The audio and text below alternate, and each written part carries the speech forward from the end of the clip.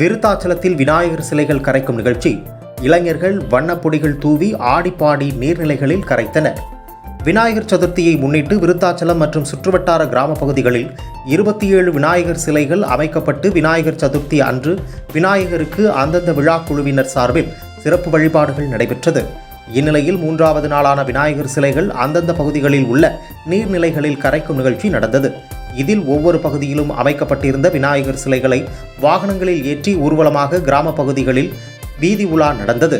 அப்போது கிராம மக்கள் தங்கள் வீடுகளில் வைத்து வழிபட்ட விநாயகர் சிலைகளையும் அந்த வாகனங்களில் ஏற்றி வழிபாடு நடத்தி அனுப்பி வைத்தனர். தொடர்ந்து விருத்தாச்சலம் பகுதியில் உள்ள பெரும்பாலான சிலைகள் பெரிய கண்டியங்குப்பம் கிராம பகுதியில் அமைந்துள்ள கல்லாங்காடு ஏரியில் கரைக்கப்பட்டது.